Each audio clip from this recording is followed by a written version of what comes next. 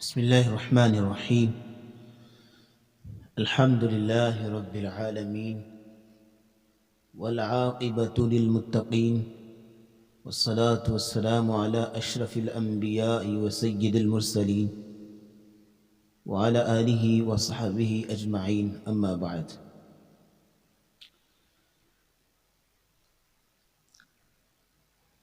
اقامت صلاۃ کے معنی میں جو چھٹی بات ہم کوڈ کرنا چاہ رہے ہیں وہ یہ ہے کہ انتہائی دوام کے ساتھ، ہمیشگی کے ساتھ نماز کو ادا کرنا اور کسی بھی صورت میں نماز میں کوتاہی یا غفلت نہ برتنا، یہ عمل بھی نماز کو قائم کرنا، نماز کو دائم رکھنا، یہ بہت بڑا ذریعہ اور سبب ہے کہ الذین یقیمون الصلاۃ، جو لوگ نماز کو قائم رکھتے ہیں، مطلب انتہائی دوام کے ساتھ، انتہائی ہمیشگی کے ساتھ وہ نماز کو ادا کرتے ہیں. کسی بھی قسم کی مشغولیت ان کو نماز سے دور نہیں کر سکتی، کسی بھی قسم کا دنیاوی فائدہ ان لوگوں کو نماز میں کوتاہی نہیں کرنے دے سکتا. اتنا ان کا دوام ہوتا ہے، استقامت ہوتی ہے، مستقل مزاجی ہوتی ہے، کنسسٹنسی ہوتی ہے ان کی. اور اس کی ایک وضاحت یوں بھی پیش کرنا چاہوں گا کہ ہم اس دنیا کے سفر میں رواں دواں ہیں اور چل رہے ہیں، اور ہماری منزل اس سفر کی ڈیسٹینیشن جو ہے وہ جنت ہے اور اللہ رب العزت کی ملاقات ہے. لیکن اس سفر کے اندر ہر گزرنے والا دن ہمیں آخرت کے قریب کر رہا ہے اور دنیاوی زندگی سے دور کر رہا ہے. اور اس سفر میں چلتے چلتے اگر ہم رک گئے خرگوش کی طرح، یہ سمجھ کے کہ پھر چل پڑیں گے، پھر موقع ملے گا تو چلیں گے، تو آخر کار ہماری اللہ نہ کرے ناکامی ہوگی. لیکن اگر کچھوے کی سپیڈ سے ہی چاہے چل رہے ہوں، سلولی، لیکن اس کے اندر دوام ہو، ہمیشگی ہو، اس کے اندر کسی قسم کا انقطاع نہ ہو، تو انسان جو ہے وہ ایک نہ ایک دن اپنے سفر کو اسی طرح چلتے چلتے اپنی منزل کو پا لیتا ہے. شیخ البانی رحمہ اللہ کہا کرتے تھے، طریق اللہ طویل، اللہ رب العزت کا جو راستہ ہے یا وہ سفر جو ہمارا جنت کی طرف ہے، یا اللہ رب العزت کا حق ادا کرنا، یہ سفر انتہائی طویل ہے، انتہائی لمبا ہے. وَنَحْنُ نَمْضِي كَالسُّلْحَفَاتِ، اور ہمارا طرز عمل کیا ہے اس سفر میں کہ ہم کچھوے کی طرح چل رہے ہیں، بالکل سلو، اور اعمال میں وہ جان، وہ روح پیدا نہیں کر پا رہے جو ایک مطلوب ہے اللہ رب العزت کو، جو مقصود ہے عبادت کے اندر. لیکن ان سب کے باوجود شیخ البانی کہتے ہیں کہ وَلَيْسَ الْغَایَةُ أَن نَّصِلَ لِنِہَایَةِ الطَّرِیق، ہماری یہ غایت نہیں ہے، ہمارا یہ مقصد نہیں ہے کہ ہم اس سفر کی انتہا تک پہنچ جائیں. یعنی جو اللہ کا علم ہے، قرآن ہے، حدیث ہے اور دیگر جو اللہ کا ایک علم ہے، ہمارا مقصد نہیں ہے کہ ہم اس راستے کی، اس علم کی آخری انتہا تک پہنچیں. وہ ہم نہیں پہنچ سکتے، وہ تو ایک سمندر ہے جس کا دوسرا کنارہ ہمارے علم میں نہیں ہے. لیکن وہ کہتے ہیں وَلَكِنَّ الْغَایَةَ أَن نَّمُوتَ عَلَى هَذَا الطَّرِیق، ہمارا مقصد یہ ہے اور ہماری غایت یہ ہے کہ ہماری موت اس سفر پہ آ جائے. ہم اللہ کے سفر، یعنی کہ اللہ رب العزت کے راستے میں چل رہے ہوں تو ہماری موت اللہ کے راستے میں آئے، نہ ہے کہ ہم کہیں اللہ نہ کرے کہیں بھٹک گئے ہوں تو وہاں موت آئے. نہیں، اللہ کے راستے میں ہماری موت آئے، یہ ہمارا مقصد. اور اسی طرح حسن بصری رحمۃ اللہ علیہ سے کسی نے سوال کیا، سبقنا القوم على خیل دہم، ایک شخص آیا ان کے پاس اور آ کے پوچھنے لگا شیخ مجھے ایک بات پوچھنی ہے آپ سے. جی پوچھیے. کہا کچھ لوگ ہیں جو کہ سیاہ فام گھوڑوں پہ بیٹھے ہیں اور وہ ہم سے آگے نکل گئے. یہ بات اس نے ایک محاورتاً کہی تھی. مطلب یہ ہے کہ کچھ لوگ ہیں جو کہ عبادت میں علم میں کہیں دور جا چکے. وَنَحْنُ عَلَى حُمُرٍ مُعَقَّرَةٍ اور ہم تو ایسے ہیں جیسے لاغر گدھوں کے اوپر بیٹھے ہوئے. بالکل کوئی ہمارا تو سفر بس تھوڑا تھوڑا کتنے ایام کے بعد ہم جا کے تھوڑا بہت حاصل کر پاتے ہیں عبادت کو اور علم کو. تو ہم کیا کریں, ہم تو بہت پیچھے رہ جائیں. تو شیخ حسن بصری رحمۃ اللہ نے بڑی خوبصورت بات کہی جواباً. انہوں نے کہا ان کنت علی طریقہم فما اسرع اللحاق بہم, اگر تم انہی کے راستے پر رہے, انہی کے ٹریک پر, ان کی ہی پٹری پر رہے, فما اسرع اللحاق بہم, تو تجھے تھوڑی ہی دیر لگے گی کہ تم ان کے ساتھ جا ملو گے انشاءاللہ. لیکن شرط یہ ہے تم ان کے راستے پر رہو, مین تھنگ یہ ہے. لیکن جب ان کے راستے کو تم نے چھوڑ دیا تو پھر تم کبھی ان کو حاصل نہیں کر پاتے. لیکن اگر ان کے راستے پر رہے, چاہے تمہاری سپیڈ سلو ہے, لیکن ایک نہ ایک دن تم ان کو پالو گے. تو یہ جو ہے وہ کہ ہمیں اسباب ملتے ہیں, فوائد ملتے ہیں ہمیں علماء کے اقوال سے, علماء کی زندگیوں سے. تو آج کا درس اسی بات پہ ہے کہ مستقل مزاجی کنسسٹنسی اعمال کے اندر, اور خصوصاً کہ عبادت کے اندر, نماز کے اندر, جس پہ ہمارا آج درس ہے. کہ چھٹا پوائنٹ یہ ہے کہ آپ کی نماز میں دوام اور ہمیشگی ہو. کچھ بھی ہو سکے انسان کی نماز نہ چھوٹنے پائے. نبی اسلام کی حدیث آپ نے فرمایا لا تترکن الصلاۃ المکتوبہ وان قطعت او حرقت, کبھی بھی فرض نماز نہ چھوڑنا, چاہے تجھے کاٹ دیا جائے یا جلا دیا جائے. جب تک تیرے اندر سانس باقی ہے تیری فرض نماز نہ چھوٹنے پائے زندگی کے اندر. تو یہ ہے نماز کو قائم کرنا, کہ نماز کے اندر دوام ہو, ہمیشگی ہو, یہ ہے قائم کرنا. یہ ہے الذین یقیمون الصلاۃ, جو لوگ نماز کو قائم کرتے. تو عائشہ صدیقہ رضی اللہ تعالی عنہ بیان کرتی ہیں رسول اللہ صلی اللہ علیہ وسلم نے فرمایا کہ یا ایھا الناس, اے لوگو, علیکم من الاعمال ما تطیقون, تم اتنے اعمال اپنے ذمے لگاؤ, اتنے اعمال کیا کرو جتنی تمہارے اندر طاقت ہے, جتنی تمہارے اندر استطاعت ہے, صرف اتنے ہی اعمال اپنے ذمے لگاؤ اور اتنے اعمال کیا کرو.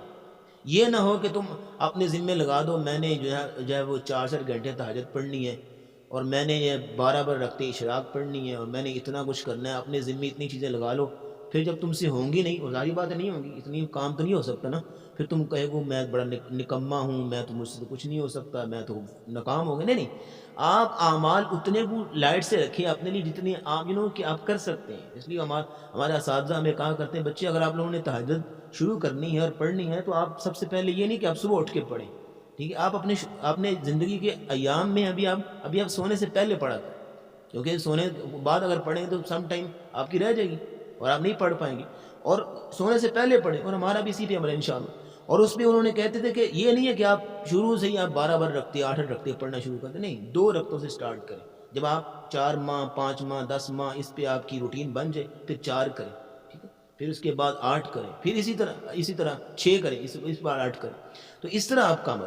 تو سلو اینڈ اسٹڈی, کہ آپ جو ہے اپنے آپ کو پہلے, جب انسان چھوٹے چھوٹے قدم اٹھاتا ہے نا تو منزل پر پہنچ جاتا ہے. اگر پہلی دفعہ چھلانگ لگائے گا تو نیچے ہی گرے گا, منزل تک نہیں پہنچ پائے گا. تو نبی اسلام نے فرمایا کہ یا ایھا الناس علیکم من الاعمال ما تطیقون, تم اتنے اعمال کرو جتنے تمہارے اندر طاقت ہے. کیوں؟ فإن اللہ لا یمل حتی تملوا, اللہ رب العزت تو اجر دینے سے اکتاتے اور تھکتے نہیں ہیں. تم ہی عمل کرنے سے اکتا جاؤ گے, تھک جاؤ گے, تم عمل کرنے سے اکتا جاؤ گے, وگرنہ اللہ رب العزت کو اجر دینے کی کوئی اکتاہٹ نہیں ہے, والعیاذ باللہ, نہ کوئی تھکاوٹ ہے. اور آگے نبی اسلام نے فرمایا وَإِنَّ أَحَبَّ الْأَعْمَالِ إِلَى اللَّهِ مَا دُوِّمَ عَلَيْهِ وَإِنْ قَلَّ, اللہ کو جو سب سے پیارا عمل لگتا ہے نا, وہ عمل ہے جو کہ جس پہ دوام ہو, چاہے تھوڑا ہی کیوں نہ, چاہے تھوڑا ہی کیوں نہ. اس لیے میں آپ کو ایگزامپل دیتا ہوں اور سوال بھی پوچھتا ہوں آپ سے. ایک شخص ہے جو کہ 2 رکعتیں پڑھتا ہے تہجد کی, 2 رکعتیں رات کو قیام کرتا ہے, 2 رکعتیں وہ قیام کرتا ہے اور وہ روزانہ کرتا ہے. اور سیکنڈ سائڈ پہ ایک دوسرا شخص ہے جو کہ وہ 12 رکعتیں پڑھ رہا ہوتا ہے, تو ایک دن پڑھ لی, 2 دن چھوڑ دی, ایک پڑھ لی, 3 دن چھوڑ دی. دونوں میں سے اللہ کو پیارا کون ہے بتائیے؟ دوام والا، ریگولر. اللہ رب العزت کو کنسسٹنسی چاہیے، مستقل مزاجی اللہ رب العزت کو چاہیے. یہ مطلوب ہے اللہ رب العزت. احب الاعمال الی اللہ، اللہ کو سب سے پیارا عمل وہ لگتا ہے ما دوم علیہ، جس پر دوام اور ہمیشگی ہو، وان قل، چاہے وہ تھوڑا ہی کیوں نہ. یہ صحیح مسلم کی حدیث ہے 782. اور اسی طرح ایک اور روایت میں یہاں کوٹ کروں گا، صحیح مسلم کے اندر ہی ہے.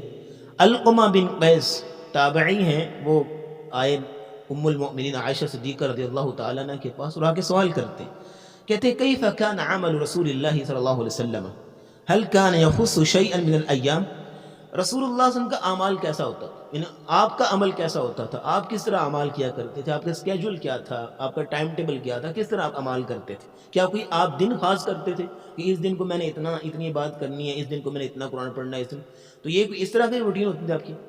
عائشہ کہتی ہیں لا نہیں، آپ کو دن کو خاص نہیں کرتے تھے، بلکہ کان عملہ دیمتن، نبی اسلام کا عمل جو ہے اس میں دوام ہوتا تھا، روزانہ کی بیس پہ کرتے تھے، کہ دن خاص نہیں ہوتا تھا، روزانہ کی بیس پہ چاہے تھوڑا ہی عمل کیوں نہ ہو، لیکن آپ کی ایک روٹین ہوتی تھی، آپ اس پہ استقامت اختیار کرتے.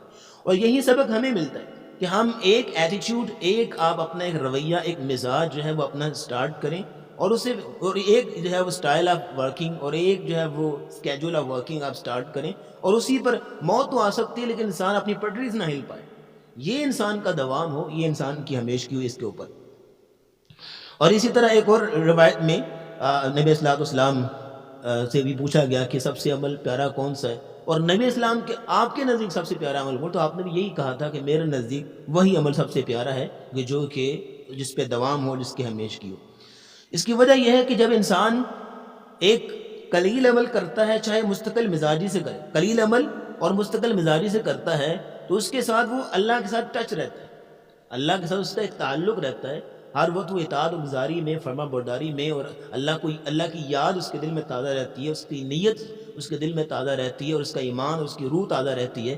لیکن اگر انسان جو ہے کثیر عمل کرے اور پھر تھک ٹوٹ کے اور بیٹھ جائے اور کہ منقطع کر بیٹھے اپنے اعمال کو، تو پھر وہ اللہ سے ٹچ نہیں رہ سکتا، وہ اللہ رب العزت سے دور ہو جائے گا، اور اس کی روح بھی جو ہے وہ بسیدہ سی ہو جائے گی، اور اس کا ایمان بھی گڑبڑ ہونا شروع ہو جائے گا، اور وہ انسان گناہوں کی طرف جا نکلے گا جب انسان کے اعمال میں انقطاع آ جائے گا.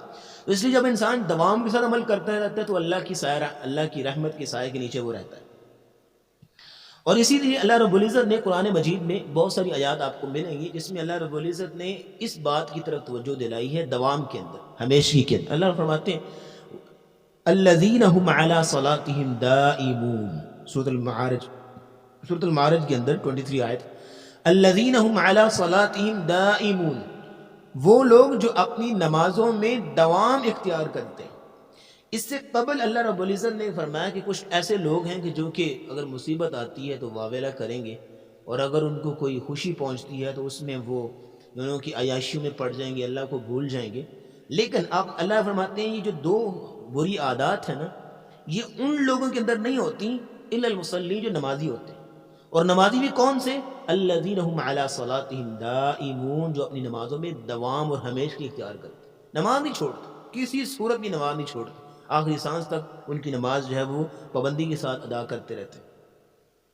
اور ایک اسی جگہ پہ اسی صورت کے اندر اللہ فرماتے ہیں دوبارہ پھر والذین هم علی صلاتهم یحافظون، جو لوگ اپنی نمازوں کی حفاظت کرتے ہیں، اور ان کے بارے میں اللہ اولئک فی جنات مکرمون، وہ قیامت کے دن مکرمون، معزز جنتوں کے اندر ہوں گے، اللہ ان کو معزز جنتوں میں جگہ دے گا.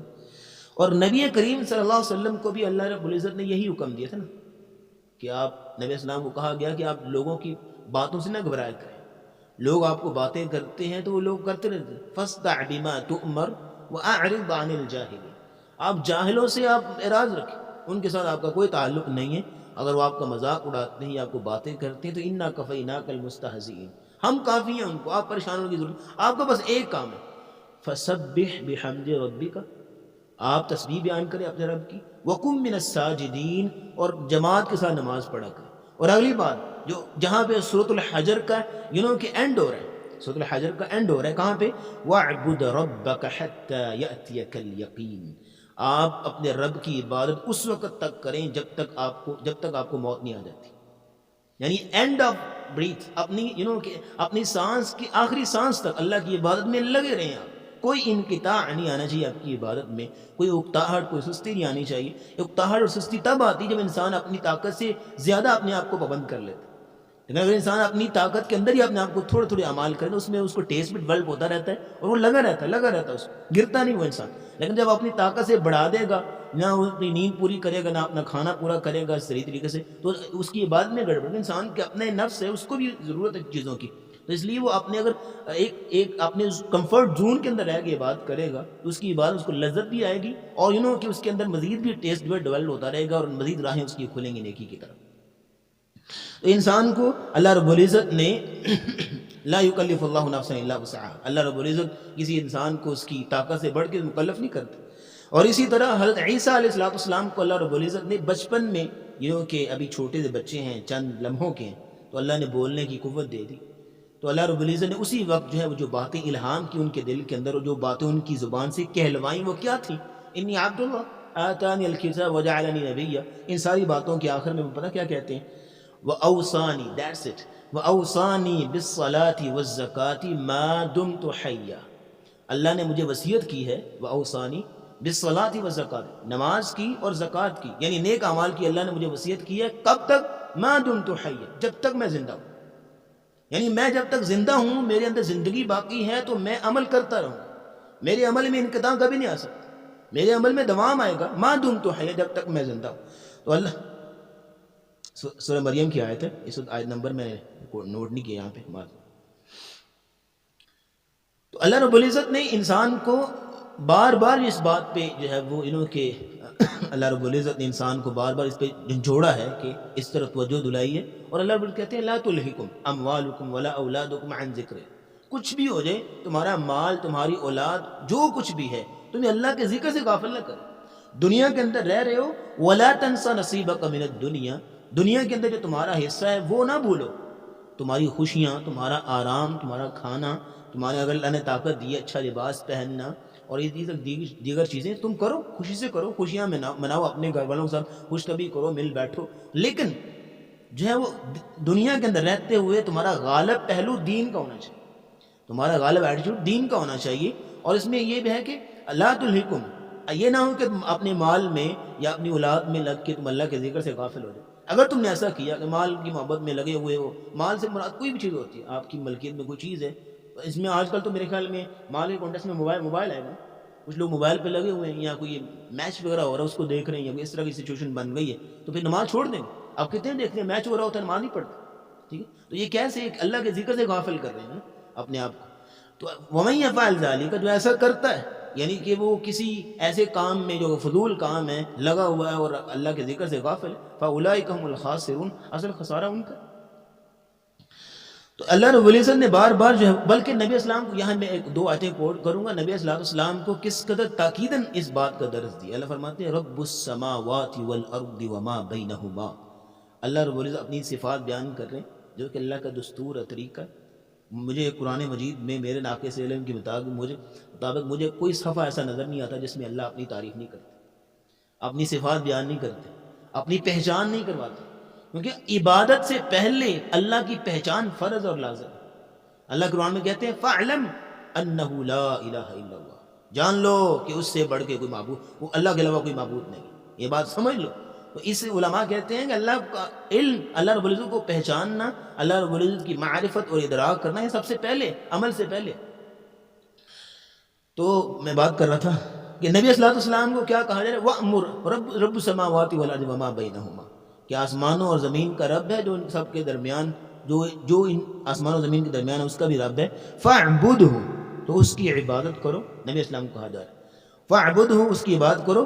وَاسْطَبِرْ لِعِبَادَتِهِ، اور اس کی عبادت میں وَاسْطَبِرْ، جمے رہو، ڈٹے رہو، اس کی عبادت میں جمے رہو.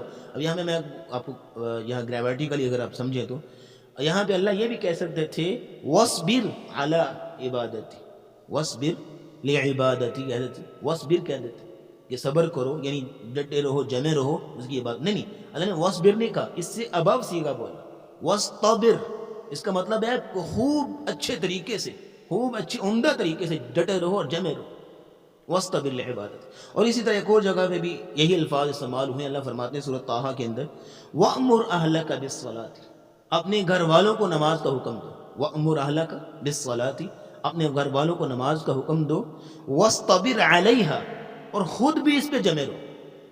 الفاظ نوٹ کیجئے گا، وَأْمُرْ أَهْلَكَ بِالصَّلَاةِ، اپنے گھر والوں کو نماز کا حکم دو۔ وَاسْتَبِرْ عَلَيْهَا، اور خود بھی اس پہ ڈٹے رہو اور جمے رہو، تمہاری نماز نہ چھوٹنے پائے، انقطاع نہ ہو تمہارے عمل کے اندر۔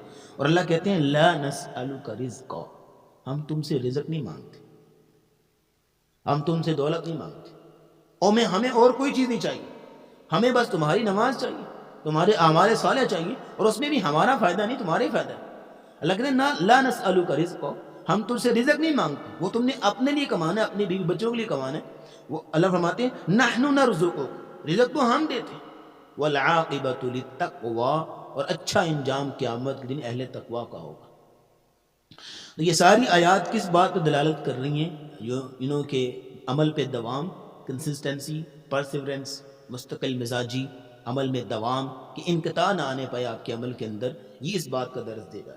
ایک آخری آیت کوٹ کرتے ہیں، پھر انشاءاللہ اس کو درس کو کل تک ملتوی کریں گے۔ ان الذین قالوا ربنا اللہ ثم استقاموا، ان الذین، بے شک جو لوگ قالوا کہتے ہیں ربنا اللہ، ہمارا رب اللہ ہے، جنہوں نے ایک ٹریک چن لیا، ایک اپنا ایک جو کہ ایک زاویہ زندگی گزارنے کا سلیکٹ کر لیا، اور انہوں نے اپنا ایک عمل سلیکٹ کر لیا کہ میں نے اس عمل میں، اس کام میں زندگی گزارنی ہے، نیکی کا راستہ ہے۔ ثم استقاموا، پھر وہ ڈٹ گئے، پھر آندیاں آئیں، طوفان آئیں، زلزلے آئیں، سیلاب آئیں، کچھ بھی ہو، وہ اپنی پٹری سے نہیں ہل سکتے۔ ثم استقاموا، پھر مستقل مزاجی ان کے اندر آ گئی، اپنے آپ کو روک کے رکھتے ہیں اور اپنے آپ کو جما کے رکھتے ہیں، اپنے آپ کو صبر اور تصبر کر کے رکھتے ہیں اپنے آپ کو اس عمل کے اوپر۔ ثم استقاموا، پھر ہوتا کیا ہے؟ تتنزل علیہم الملائکہ، ایک لیول پہ جا کے ان کی مدد کے لیے اللہ پھر اپنے فرشتوں کو نازل کرتے ہیں، ایک لیول پہ جا کے اللہ پھر۔ آپ یہاں پہ سنیں ذرا، اسلام شروع ہونے سے لے کر بدر تک کتنے سال بنتے ہیں؟ 14 سال تو کہیں نہیں گئے۔ کیوں جی؟ اسلام شروع ہونے سے لے کر، وہی نا، تو میں بدر کی بات کر رہا ہوں، اگر جنگ بدر کی 13-14 سال تو کہیں نہیں گئے، 13-14 سال انہوں نے استقامت سے کام لیا۔ کوئی فرشتے آئے مدد کے لیے؟ نہیں آئے۔ 14 سال، 13-16 سال کے بعد پھر فرشتے آئے بدر میں۔ پھر کیا ہوا کہ ثم استقاموا، جو استقامت اختیار کرتے ہیں، مارے کھاتے ہیں اللہ کی راہ میں، وہ ڈٹتے ہیں، اپنے اندر کے شیطانوں سے جنگ کرتے ہیں، اور اپنے اندر کے ابلیسوں سے وہ جنگ کرتے ہیں اور آگے نکلتے ہیں، اور پھر باہر کے طاغوتوں کو وہ مات دے کے آگے نکلتے ہیں۔ ان لوگوں کی مدد میں پھر تتنزل علیہم الملائکہ، ان کی مدد کے لیے اللہ کے فرشتے اترتے ہیں، اور وہ فرشتے ان کو کیا کہتے ہیں؟ اللہ تخافوا ولا تحزنوا، ڈرنے کی ضرورت نہیں ہے، اب ہم تمہاری مدد کے لیے آگے، اللہ نے ہمیں بھیج دیا، غم کرنے کی ضرورت نہیں ہے۔ ابن عباس کہتے تھے، اور سلف دوسرے بھی کہتے تھے، ہم نے 20-20 30-30 سال اپنے آپ کو عبادت میں لگایا، خود اپنے آپ کو لگایا۔ بڑا انسان کا نفس مچلتا ہے، اچھلتا ہے، کودتا ہے، اور اس کو کہ لے کے آتا ہے، اس کو پرے کرتا ہے، عبادت سے دور کرتا ہے، اور کہتے ہیں ہم نے 20-30 سال اپنے آپ کو جمایا اور ڈٹایا، لیکن پھر 20-30 سالوں کے بعد جا کے ہم بستر پہ سوئے بھی ہوتے تھے تو اندر کہتا اٹھ، کیا کر رہے، اٹھ، اللہ کے سامنے کھڑا ہو، پھر اندر سے آوازیں آتی تھی۔ لیکن 20 سال کیسا ہوتا تھا کہ اندر سے بس سستیاں آتی تھی، لیکن 20 سال کے بعد جا کے ہمیں یہ ملکہ ملا کہ اندر سے آوازیں، اٹھ، عبادت کی طرف نکل، ٹھیک ہوگا نہیں؟ تو ثم استقاموا، جو مستقل مزاجی اختیار کر لیں، تتنزل علیہم الملائکہ، ان پر پھر فرشتے رب کے اترتے ہیں۔ اللہ تخافوا ولا تحزنوا، غم کرنے کی ضرورت نہیں ہے، ڈرنے کی ضرورت نہیں ہے۔ وَأَبْشِرُوا بِالْجَنَّةِ الَّتِي كُنْتُمْ تُوعَدُونَ، اس جنت کی خوشخبریاں ہو تم لوگوں کو، یہ ثمرہ ہے تمہاری مستقل مزاجی کا، یہ اللہ رب العزت نے جنت کی خوشخبریاں دنیا کے اندر تمہیں دے۔ اور سن لو، اللہ فرشتے کیا کہتے ہیں آگے سے؟ فرشتے کہتے ہیں نحن اولیاؤکم فی الحیات الدنیا وفی الآخرہ، ہم تمہارے بیلی ہیں، دوست ہیں تمہارے، دنیا میں بھی اور آخرت میں۔ فرشتوں کی مہمانی اور فرشتوں کی میزبانی اور فرشتوں کی دوستیاں نصیب ہوتی ہیں ایسے لوگ، فرشتے بھی ان کے ساتھ آ کے مصافحہ کرتے ہیں اور ان کے بستروں پہ ان کے ساتھ لیٹتے ہیں، ان کی مجلسوں میں ان کے پاس بیٹھتے ہیں۔ عمران بن حسین جیسے رضی اللہ تعالیٰ، عمران بن حسین اس قدر بیمار شخص تھا، بواسیر کی بیماری تھی ان کو. نبی اسلام نے ان کو یہاں تک کہہ دیا تھا کہ اگر تجھے کھڑے ہو کے نماز نہیں پڑھی بیٹھ کے پڑھ لیا کر، بیٹھ کے نہیں پڑھی لیٹ کے پڑھ لیا کر، اشاروں سے پڑھ لیا کر. یہاں تک یہ یعنی کہ اس قدر بیمار ہو چکے تھے، اس قدر معذور ہو چکے تھے، نماز ان سے پڑھی جاتی تھی، لیکن اس کے باوجود اس بندے نے تہجد نہیں چھوڑی، اٹھ کے تہجد پڑھتا تھا. پھر ہوا یہ کہ اللہ رب العزت نے ملکہ دیا، پھر یہی ثم استقاموا تتنزل علیہم الملائکہ، نبی اسلام کی حدیث کہ اللہ کے فرشتے آگے اس سے مصافحہ کیا کرتے تھے، بازاروں میں نکلتے تو فرشتے اسے آگے معانقہ کرتے تھے. یہ ملکہ اللہ نے ان کو دیا تھا. یہ پھر ہوتا ہے نحن اولیاؤکم فی الحیات الدنیا وفی الآخرہ، دنیا آخرت میں فرشتے ان کے دوست اور بیلی بنتے. وَلَكُمْ فِيهَا مَا تَشْتَهِي أَنفُسُكُمْ، پھر جنت میں اللہ کہتے ہیں تم نے دنیا میں اپنے آپ کو روک کے رکھا میری عبادت میں اور صراط المستقیم کے ٹریک پہ تم نے اپنے آپ کو لگا کے رکھا، اور تم نے اپنی کئی خوشیاں بھی تم نے گرا دی اللہ کی رضا کی خاطر، کئی اپنی خواہشیں بھی دبا دی اللہ کی رضا کی خاطر. لیکن آج جنت میں انعام دے رہا ہوں وَلَكُمْ فِيهَا مَا تَشْتَهِي أَنفُسُكُمْ، جو تمہارا دل چاہتا ہے مانگو. ما تشتہی انفسکم، جو تمہارا دل چاہتا ہے مانگو مجھ سے میں تمہیں دوں گا.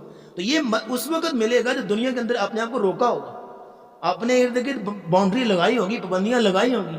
لیکن اگر وہ شتر میں بے مہار بنا ہوا دنیا کے اندر ہی، تو آخرت میں والعیاذ باللہ پھر کیا ہوگا اس کو پتہ ہی ہے.